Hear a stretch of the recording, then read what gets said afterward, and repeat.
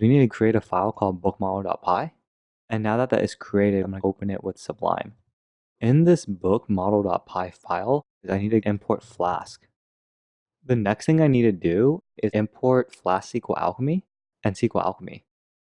From Flask SQLAlchemy, import SQLAlchemy.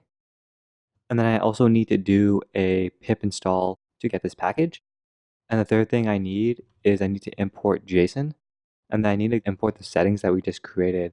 And specifically, I need to import the app object. Let me get this package.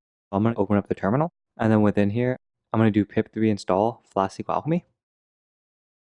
And this looks like it's already okay.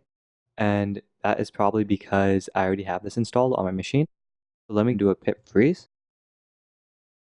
And we can scroll up here and we can see that we do in fact have Flask SQLAlchemy 2.1. So that looks good. But in your machine, you most likely do not have SQLAlchemy installed, so you're going to want to do that step. Now that we imported everything, we need to create a database object, and we'll do that by calling the SQLAlchemy constructor and passing it in the app object. We're going to have our class book, and then we'll have it inherit from the DB model. We need to find the table name. For the table name, and this is the SQL table name, I'm going to set it equal to books.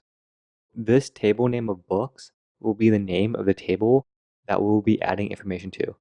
And we already have the database name defined in our settings.py file, which is database.db, and then the table name will be books. Now that we have the database defined and we have the table name defined, we need to define the columns. For our books, they had 3 properties, which were a name, a price, and an ISBN. And for SQL, we need to have an ID as well. We're going to call the db.column and then pass it in different parameters for the name, the ID, the price, and the ISBN. I'm going to copy this over. We're defining settings such as the table name and the columns, and SQLAlchemy will map these variables into actual columns within the SQL database. This db.columns from the SQLAlchemy constructor takes in a few parameters, and the first parameter passed into this method is the actual type of data that will be for this column, and then the other parameters are optional. Our IDs are going to be integers. I'm going to pass in an integer for the first, and then for the name, it's going to be a string, and we're going to set that to be 80 characters. And then for the price, we'll set that to be a float. And then for the ISBN, that is also an integer.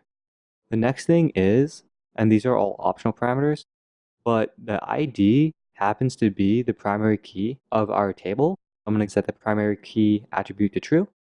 And then for the name, we're going to set it so it cannot be nullable. And we're going to do the same thing for the price. And that should be good.